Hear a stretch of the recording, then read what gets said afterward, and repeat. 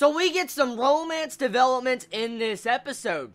I'm gonna tell you, I'm honestly shocked. I really am. I mean, this episode, if you look at it, not much really happened. The only thing that really technically happened this episode was the entire scene of seeing Yukihime and Jugo make up and become friends once again, and you see a little bit of romance forming right there, and we find out a little other details of what's going on, but besides that, not much really happened this episode, but it still was a good episode. I feel like the way the pacing of this episode was, it couldn't have been any better. I felt like they paced it just properly, even though, like I said, it was just nothing but Yukihime and Jugo just having a little conflict this episode.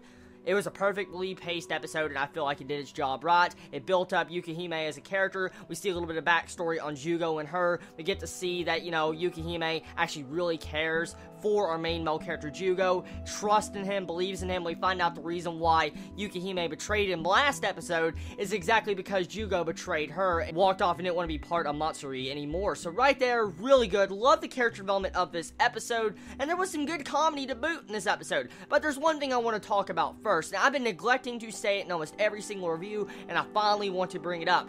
Okay, so Nana.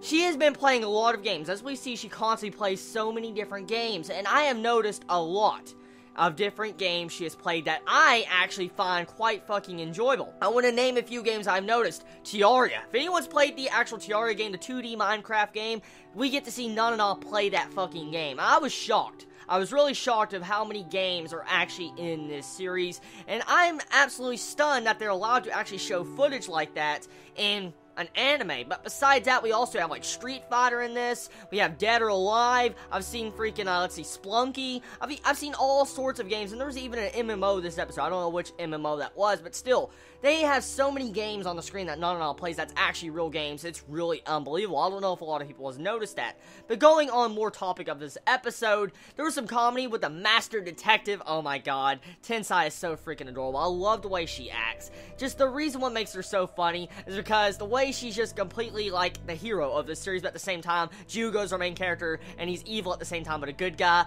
It's funny getting to see the interactions between these two characters, and how she says that she made a duplicate spare key of Jugo's freaking apartment. Yeah, it's so funny. I laughed at that, but the main concept of this episode really wasn't those parts. I mean, we got to see our Master Detective a couple times in this episode, but she really wasn't our main focus. Like I said, the main focus of this episode was on Yukihime and Jugo, getting to see a little bit of their conflict, and we also find out that the other person next to Yukihime, that's her partner, all thinks that the young master, is not important, and pretty much they can go on without him, and they wouldn't want to be on his team. So right there, we kind of find out a little bit more about the character that's with Yukihime right now, and so I like the series a lot more. I love the way they're taking time to actually develop its characters, and it's doing it at a decent pace. So tell me your thoughts on this episode. Did you enjoy it? Did you hate it? What's your favorite moments about this episode? I love you all so much. Please be safe. Chibi out.